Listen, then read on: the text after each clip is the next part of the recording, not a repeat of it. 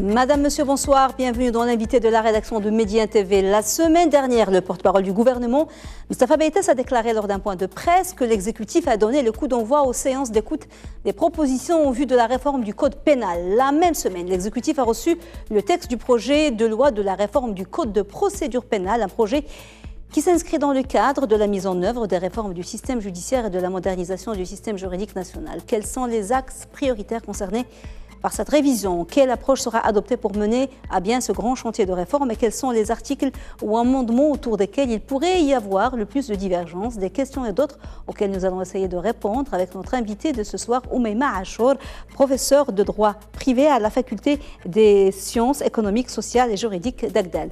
Oumaima Achour, bonsoir. Merci beaucoup d'avoir accepté notre invitation. Merci pour l'invitation. Merci, madame. Alors, Beytas a déclaré que le gouvernement est pleinement conscient que ce processus est complexe et nécessite des discussions approfondies. C'est pourquoi nous insistons sur l'importance de débuter ce processus de réforme radicale par le dialogue. Cette déclaration du porte-parole, est-ce qu'elle devrait nous rassurer ou nous inquiéter? Parce qu'il dit un processus complexe. Est-ce que cela veut dire que cette réforme sur la table déjà depuis des années pourrait tarder encore plus à voir le jour? Il faut dire qu'aujourd'hui, la réforme du code pénal, procédure pénale, est importante. Le dernier code, il date de 1962. Et nous savons que dans la construction des textes de loi, nous envisageons des horizons. C'est-à-dire que le texte de 2024-2025 prévoit de prendre en charge toute la politique pénale relative aux 10 années d'avenir, 20 années d'avenir. Nous sommes actuellement dans une phase de refonte du code de la Moudouana. Avant-hier, c'était l'échéance de la soumission des propositions, des recommandations. Donc, on présume que dans quelques jours, dans quelques semaines ou dans quelques mois, nous allons, en tant que Marocaines et Marocains, voir les suggestions de la Commission qui a auditionné les associations, les institutions nationales et qui va proposer des suggestions. Dans le cadre de ces auditions, dans le cadre de ces échanges, de cette réforme, il y a à côté la Constitution de 2011.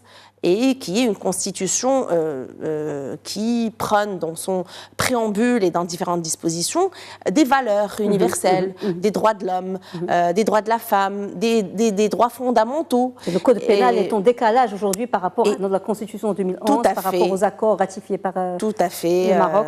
Les conventions internationales, les levées des réserves de la CEDAW, les ratifications des protocoles de l'ACER, de la CID, de la CEDAW, la Constitution, la réforme de la Moudouana. Aujourd'hui, dans ces différentes réflexions de réformes, de réformes normatives, de la société, il est important et judicieux de se pencher sur la réforme du code pénal. Donc déjà, la réforme, elle a pris beaucoup de retard. Pourquoi est-ce que cette réforme tarde à voir le jour? Ça fait presque 10 ans qu'on entend parler de cette réforme et on voit que c'est vrai que c'est un chantier, on a dit complexe, mais pourquoi autant de temps, à votre avis, professeur? La société marocaine est en constante évolution et la société marocaine avance à plusieurs vitesses. Oui. Et des fois, et comme nous le sentons, la société est en avance par rapport à la législation et par rapport à la réforme normative dans beaucoup de pays, pas uniquement le Maroc. Donc on sent que la société est mature, elle a évolué, elle demande, elle réclame, elle plaide pour réformer. Et le code pénal est un code qui constitue la pierre angulaire de la politique pénale, de la politique judiciaire et qui garantit l'accès à la justice et à la justice sociale pour toute la société, la citoyenne et le citoyen.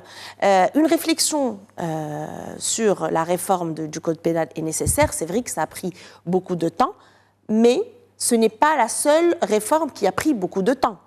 La réforme de la Moudouana a pris beaucoup de temps. La législation de la loi concernant la violence à l'égard des femmes a pris beaucoup de temps. Les autres instructions de Sa Majesté le roi Mohammed VI étaient très claires. Aujourd'hui, dans le discours du trône, il faut donner les droits aux femmes, aux citoyens, aux citoyennes, et promouvoir un Maroc moderne et prospère. Oui, parce que la Moudawana, au moins, on a eu celle de 2004, donc il s'est passé 20 ans entre celle de 2004, qui était la nouvelle Moudawana, maintenant c'est l'ancienne, mais pour le code pénal, 60 ans, c'est beaucoup. Alors, dans les déclarations toujours du porte-parole, il parle de concertation, de discussion approfondie, de séances d'écoute. Quelle est l'approche qui va être adoptée justement pour cette réforme du code pénal?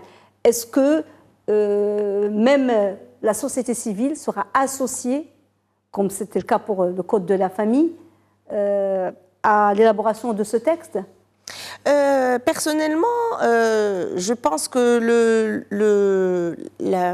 l'annonce de Monsieur le ministre était très claire, qu'il va y avoir des auditions concernant la réforme du code pénal et aussi la réforme de la procédure pénale. Oui. Et aussi, à côté, la procédure civile, ça va venir. Le code de travail, certainement. Oui. Il y a la réforme de la Moudawana ne peut pas être isolée dans l'espace et dans le temps. La réforme de la Moudawana est une réforme qui sera intégrée et qui nécessite la réforme de d'autres textes législatifs. Celle du code pénal. Celle du code pénal, celle de la procédure pénale, civile. Il faut aujourd'hui avoir une ingénierie de réforme de droit qui permet au Maroc de faire cette transition de nouvelle génération. Le Maroc, avec l'ouverture de l'Atlantique, de sa façade, donc nous entre avec le nouveau modèle de développement, avec une nouvelle génération de lois. Nous avons besoin de nouvelles générations de lois qui accompagnent les nouvelles, l'évolution de la société d'une part, les attentes et les aspirations des citoyens et des citoyennes, et les perspectives de la jeunesse, des jeunes filles et des jeunes garçons. Donc, effectivement, le code pénal est un code qui est important et structurant dans la politique pénale et judiciaire, et cette réflexion devrait inclure tout le monde. Non seulement la société civile, mais également les institutions, les ulama, les académiciens, les universitaires, les avocats, les praticiens, parce que la vie de tout le monde est importante. Et il serait opportun de le faire d'une manière sereine et équilibrée pour prendre en considération les divergences. Parce que d'un côté, un Maroc qui aspire à la modernité, d'un autre côté, les constantes immuables de la nation. Comment trouver l'équilibre. Alors, le code pénal, on en est encore à la phase des discussions et d'écoute, mais le code de la famille, comme on l'a dit, on attend incessamment que la copie, la mouture soit remise à Sa Majesté Mohamed VI la commission, ça fait 6 mois qu'elle planche dessus. Et on le disait tout à l'heure en antenne, il y a, j'imagine, des interactions entre le code de la famille et le code pénal. Quelles sont les plus importantes interactions entre les deux codes ? Il y a énormément d'interactions entre les deux codes. Et non seulement entre le code pénal et le code de la famille, mais aussi entre les différents codes. Parce que la femme et l'homme, certes, sont des citoyens, mais ils ont des missions, des rôles. Dans le code de la famille, par exemple, c'est le rôle matrimonial de l'homme et de la femme, du père et de la mère, du copartage, de la gestion partagée, avec tout ce qui accompagne cette gestion partagée, dans la tutelle, dans la garde, dans la protection sociale. Et qui ne suit pas par rapport à la tutelle qui est aujourd'hui exclusive au père, sauf dans certains cas cités dans la Moudawana. Il y a aussi la citoyenne et le citoyen. Dans les cas privatifs de liberté, où il y a des emprisonnements, où il y a des poursuites qui sont dans le code de la famille, qui concernent dans le code absolument de la famille, et qui entraînent des répercussions d'incarcération ou d'autres. D'incarcération, oui, en cas d'adultère, aussi en cas de divorce, parce que une partie est régie par le code pénal et une partie est régie par le code de la Moudawana. Pour la pension, elle est régie dans un code. Pour tout ce qui est calcul de la pension, c'est dans un autre code. Donc si on réforme... L'IVG, l'interruption volontaire de grossesse... Il y a également l'interruption volontaire de grossesse qui est dans le code pénal et qui est liée avec l'autonomie de disposer de son encore. Il y a également le mariage des mineurs, les relations sexuelles hors mariage. Et il y a aussi aujourd'hui la réclamation d'un code concernant l'enfant. Un code concernant la famille. Le code de la famille, oui, proprement dit, la Moudouana, mais régissant de plus en plus les différentes familles. Oui. Parce qu'aujourd'hui, on a le couple nucléaire, mais on a aussi des mères célibataires, on a des droits de protection de l'enfant dans des situations où le père disparaît, où la femme est veuve, où le père ne reconnaît pas l'enfant. Et là, c'est une interaction entre le code de la famille et le code de la Moudouana concernant, par exemple, la filiation. La filiation, c'est nécessaire que le père demande... Pour les enfants nés hors mariage. Pour les enfants nés hors mariage, il y a une partie juridique traitée dans le code de la famille et une autre partie juridique traitée dans le code pénal. Par rapport à la filiation, c'est le père qui demande le test d'ADN. Il y a eu un draft de projet de loi, justement, qui prévoit que les parents biologiques soient tenus d'assumer leurs responsabilités civiles envers leur progéniture au lieu de l'abandonner ou de la placer sous la tutelle de l'État. Vous pensez qu'il y a eu un draft de projet de loi, donc il y a des chances qu'il passe? Aujourd'hui, c'est le moment de voir tous les drafts dans leur globalité et de réfléchir ensemble d'une manière intelligente pour l'avenir de notre pays. Pour protéger la femme, protéger l'homme, protéger la famille et surtout protéger la fille et le garçon qui sont l'avenir. Parce qu'un enfant qui n'est pas reconnu, il ne va pas vivre dans un équilibre, l'accès à la scolarisation et tout ce qui va s'en suivre, même pour l'héritage, il ne peut pas accéder à l'héritage. Oui, Sharia, pour la mère, il n'y a pas de problème, il va avoir l'héritage de sa mère. Mais s'il n'y a pas une reconnaissance du père ou la filiation par rapport au père, le CNIA, il n'y a pas de nom de famille, il n'y a pas de transfert de succession. Dans d'autres pays, rapide, on peut le faire. Même ici, pour reconnaître... Ça doit passer par une procédure judiciaire et par le père. Mais ce n'est pas compliqué de prouver la paternité et la filiation. Dans la criminologie, on travaille beaucoup avec l'ADN pour le crime, pour dissuader beaucoup d'énigmes dans certaines situations. Alors, dans l'énigme familiale et dans l'énigme de l'institution familiale, ça reste encore une épée Damoclès que les enfants vont porter avec eux pendant des années, si ce n'est pas résolu. Je ne dis pas que c'est facile, je ne dis pas qu'avec une seule disposition de la loi va résoudre tous les problèmes de la famille, de l'enfant et des couples, mais aujourd'hui, il est important de réfléchir ensemble comment on peut y parvenir parce que l'avenir ne va pas nous pardonner. Laissez passer ce temps. Bien sûr. La Constitution, déjà 2011, on est 2024. Il n'y a pas eu l'harmonisation des textes de loi avec la Constitution ni avec les conventions internationales. Aujourd'hui, c'est une occasion d'or. La réforme du Code de la famille avec un message clair et de Sa Majesté le Roi avec des orientations très précises. Alors, c'est peut-être le moment d'accorder les violons, comme on dit. Oui, au même âge, il y a une grande attente et c'est sur toutes les lèvres par rapport à tout ce qui est liberté individuelle dans le nouveau code pénal. Et justement, vous le disiez tout à l'heure, comment on peut trouver le juste équilibre entre le respect des droits de l'homme et des libertés individuelles et les sanctions. Et j'imagine que là aussi, il va y avoir un petit combat, un grand combat entre les conservateurs et les progressistes. On l'a déjà vu pour la Constitution de 2011, parce qu'il était question à un certain moment de la liberté de conscience, on en a discuté, mais bon, ce n'est pas passé. Maintenant, pour les libertés individuelles de façon générale, comment trouver le juste équilibre ? Moi, pour les libertés individuelles, je vois que nous avons un Maroc pluriel. Je vois que nous avons un Maroc constitué de... on est marocains, on est musulmans, on est de différentes ethnies, tribus, plusieurs langues, plusieurs aussi religions. On vit ensemble sur la nation, dans cette nation, dans le royaume du Maroc, depuis des années. Et ça a toujours bien fonctionné depuis des siècles déjà. Donc, et cette question de liberté individuelle était toujours posée. Et il y avait toujours eu des solutions d'équilibre. pour créer un équilibre dans la société. Aujourd'hui, les intellectuels, les ulama, les responsables, les institutions, la société civile devraient s'asseoir et discuter tranquillement sur la disposition et ses conséquences. Quand on a vu, par exemple, on a entendu beaucoup de déclarations du ministre de la Justice sur les libertés individuelles, sur les conséquences d'une seule nuit, d'un moment, par rapport au droit à l'héritage. Et c'est très important de réfléchir de cette manière, parce qu'on ne peut pas aujourd'hui cautionner le manque de droits ou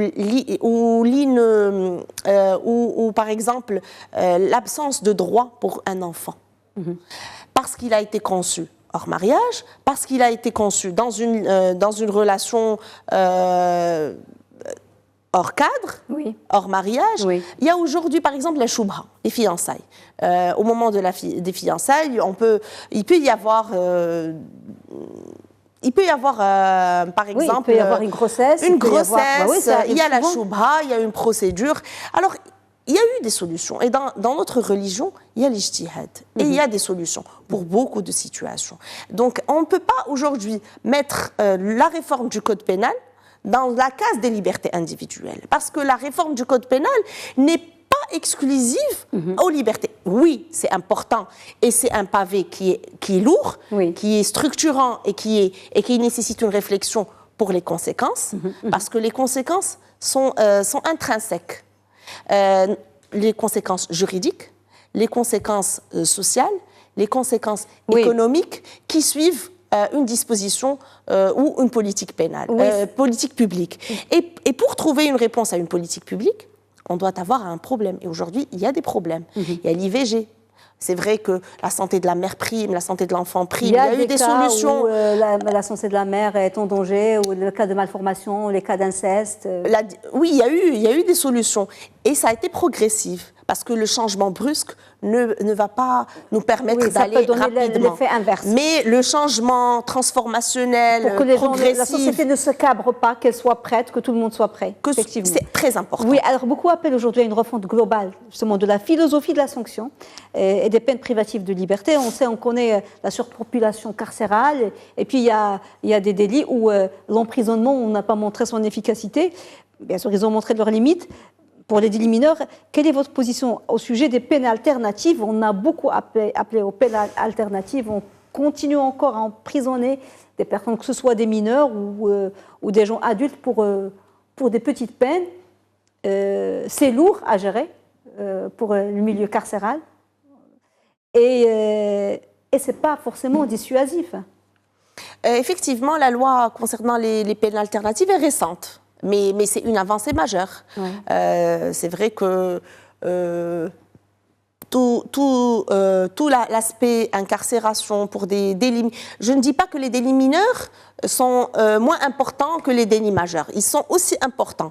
Mais aujourd'hui, l'institution carcérale, les institutions carcérales, et quand on a un enfant, quand on a un mineur, quand on a une femme enceinte, quand on a une femme qui vient d'accoucher et qui est emprisonnée, les conditions... aujourd'hui, qui sont emprisonnés pour vagabondage. Les jeunes mineurs et qui ont fait peut-être une erreur... Les problèmes de chèques sans provision. Parce que nos prisons regorgent de beaucoup de personnes incarcérées pour des chèques sans provision. Est-ce qu'on peut... Là, c'est un problème, c'est une contrainte... par le corps, mais comment trouver une solution? Et il y en a beaucoup. Les peines alternatives, par exemple, la loi est venue avec 3 propositions. Avec la proposition de passer quelques heures dans un service travaux d'intérêt général, quelques heures par semaine. De toute façon, il est en prison, il ne va pas payer. S'il n'a pas de quoi payer, si le chèque, c'est un chèque en bois ou s'il n'a pas... Mais oui, c'est la loi. C'est dissuasif, c'est important, parce que sinon, tout le monde va utiliser le chèque. Et déjà, maintenant, on utilise les chèques de garantie. C'est vrai qu'il y a eu même des dispositions concernant les chèques de garantie.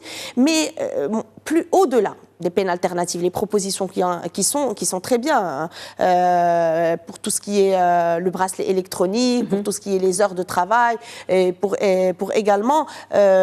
oxygéner les prisons et aussi permettre aux personnes de payer la peine mais sans pour autant priver la famille du membre de cette famille. Des fois, c'est le père, des fois, c'est la mère. Et on sait très bien que le père et la mère ont un rôle majeur dans l'éducation de leurs enfants. Et moi, je vais aller plus loin, parce que la Constitution parle du droit à la vie.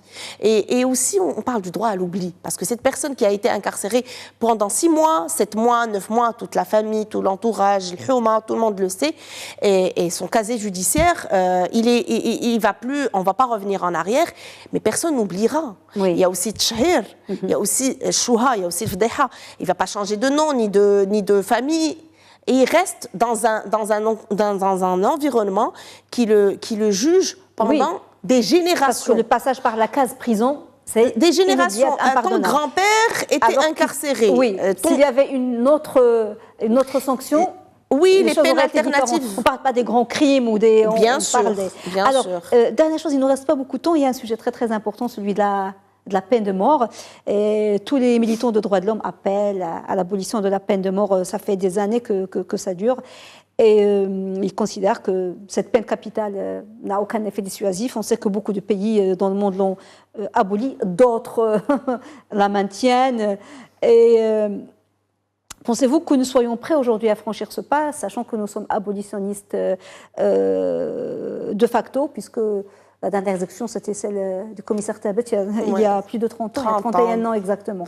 Est-ce que vous pensez que ça peut passer, ou est-ce qu'on va garder cette abolition de facto et continuer à prononcer des peines de mort? Est-ce qu'on est prêt pour l'abolition totale? La saisine, le mémorandum du CNDH qui a été adressé à Sa Majesté le Roi concernant la réforme du Code pénal avait clairement écrit l'abolition. Et aujourd'hui, il y a la Constitution qui parle du droit de la vie. Oui, c'est dans les articles 20 et 22. Il y a le respect des droits fondamentaux, la liberté de circuler, la liberté de respirer, de parler, de s'exprimer.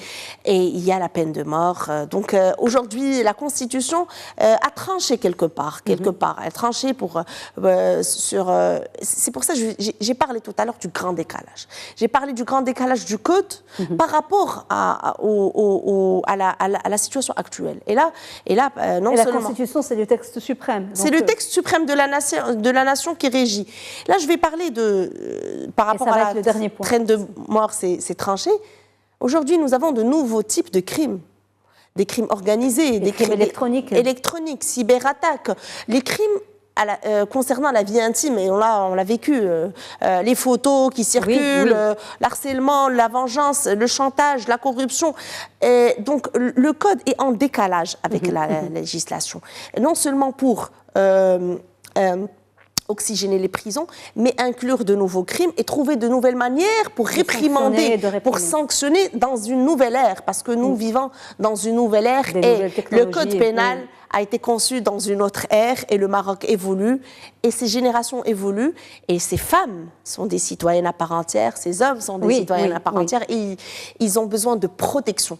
Le point qu'on n'a pas parlé, c'est les femmes victimes de violences. La loi 103-13 en a parlé, mais le code pénal, on attend beaucoup de réponses concernant la protection des femmes dans le code pénal. On reviendra sûrement à ce sujet parce qu'on attend d'un jour à l'autre ou d'une semaine à l'autre la présentation du texte et de la mouture à Sa Majesté Mohamed VI pour le nouveau code de la famille. Donc, on aura l'occasion d'en reparler. Merci beaucoup, Oumaima Achour, pour cet éclairage. Je rappelle que vous êtes professeur de droit privé à la faculté des sciences économiques, sociales et juridiques d'Agdel. Merci beaucoup, madame.